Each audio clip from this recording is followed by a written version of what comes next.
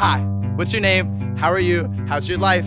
Oh, you got a man. Are you in love? If so, type. What the hell are you talking about? Who are you talking to? What's going on, world? Crocodile back at it again.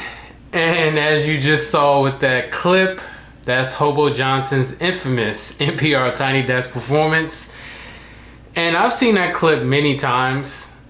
And every time I see it, I laugh because it's just so cringy. I mean, it's hilarious.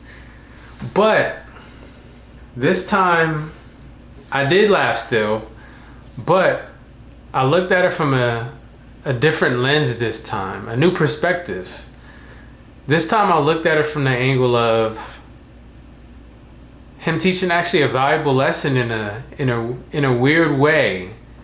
Now, don't get me wrong. By no means am I saying that I like his music, because I think the music is just straight burger, just ass, garbage juice, just trash. But everything is not for everyone, and it's just not for me.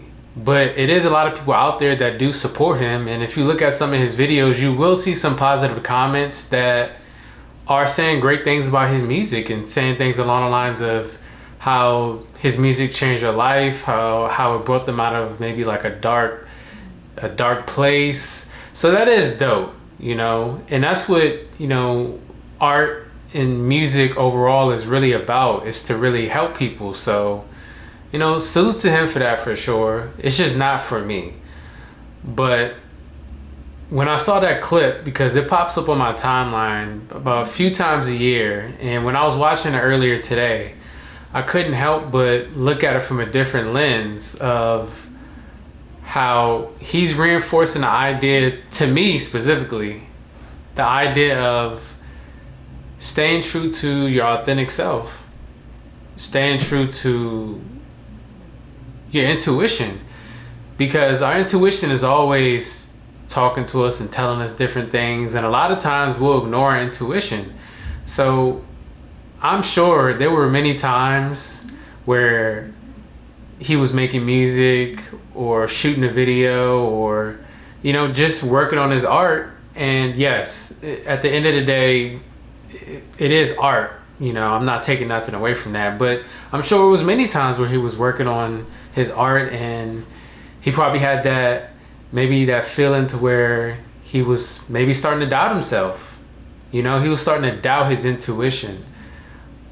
But he listened to it at the end of the day, and he put out his music, put out videos, he put out his art to the world for us to consume and for us to ultimately judge and decide, you know, how we feel about it, you know, which that does take balls in itself, or courage or heart. That's a difficult thing to do. Like, just me making these videos, you know, that takes a lot of heart, because, you know, you opening yourself up to the world. But I digress. My point is, he reinforced the idea to me that you have to always stay true to your authentic self, to who you are, to your core values, and you have to always stay true to your intuition at the end of the day, because your intuition typically does not lead you astray.